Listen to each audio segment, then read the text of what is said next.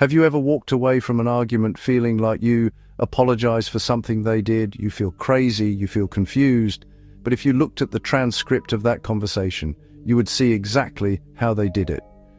Most people look for red flags in behavior, but the smartest manipulators, those high in Machiavellian traits, don't just act differently, they speak differently. They use very specific sentence structures designed to erase accountability and shift reality. Welcome to the Shadow Script. Today, we are analyzing the linguistics of manipulation. Here are 4 sentence structures that expose a dark psychologist instantly and exactly how to disarm them. Pattern 1 is the agentless passive. In linguistics, every sentence usually has an agent, the doer, and a patient, the receiver. A normal sentence looks like this: I broke the plate. I is the agent. The plate is the receiver. But a Machiavellian will instinctively use the passive voice to delete the agent. They won't say, I made a mistake. They will say, mistakes were made. They won't say, I hurt you. They will say, it is unfortunate that hurt occurred. Notice what happens here. The action exists, but the person responsible has vanished from the sentence. This isn't just bad grammar. It is a psychological defense mechanism called diffusion of responsibility. By removing the subject I, they subconsciously signal that the event was an act of nature, like the weather, rather than a choice they made. If you hear someone constantly describing bad events as if they just happened without a human cause, you are talking to someone who refuses to process shame. Here is the counter move. When you hear the passive voice, you must force the agent back into the sentence. If they say, mistakes were made, you simply ask, who made the mistakes? Do not let the sentence hang in the air without a subject.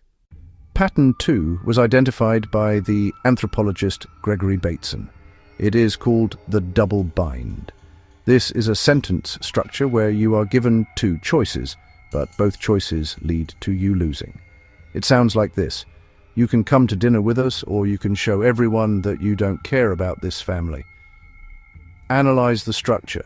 Option A, you do what they want and lose your autonomy. Option B, you don't do what they want and you are labeled uncaring. The manipulator creates an illusion of choice, but the outcome is rigged. In a healthy relationship, a request looks like this: I'd like you to come, but I understand if you're tired. In a Machiavellian relationship, the request is wrapped in a moral trap. Here is the counter move. You must name the game. Do not choose option A or option B. Instead say, you are setting up a false choice. I can care about the family and still need to stay home tonight. Those 2 things are not opposites. Break the binary. Pattern 3 is the false absolute. This is the linguistic weapon of the narcissist. It involves the overuse of the words always and never. You always disrespect me. You never listen. Psychologically, this does something very specific to your brain. It triggers a defensive response. Instead of discussing the one thing that just happened, you are now forced to defend your entire history. You start arguing, I didn't do it always. I listened last Tuesday. Suddenly you are on trial for your character, and the original issue, the thing they did, is forgotten. This is a distraction technique used to overwhelm your working memory. Here is the counter move. Do not defend the past. Stay in the present. Reply with, we are not talking about always. We are talking about right now. Let's get back to the specific issue at hand. Pattern 4 is the most dangerous. It is causal reversal, often referred to in psychology as DARVO. This happens when you confront them. Watch how the subject of the sentence changes. You say, please stop speaking to me that way. They reply, I wouldn't have to speak this way if you weren't so incompetent. Look at the grammar. I wouldn't have to, bad action. If you didn't, your action. They have syntactically made you the cause of their abuse. In their mind, they aren't the aggressor. They are the victim of your behavior. This is the hallmark of the dark triad personality, the inability to view themselves as the villain of any story. Here is the counter move. This is difficult because your instinct is to defend yourself, but you must resist.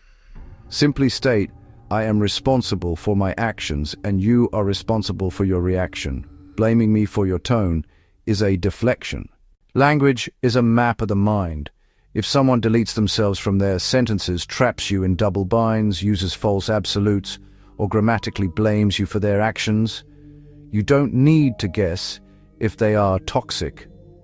The proof is in their syntax.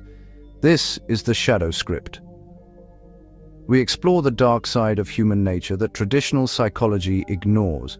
If you want to learn to read between the lines, subscribe now.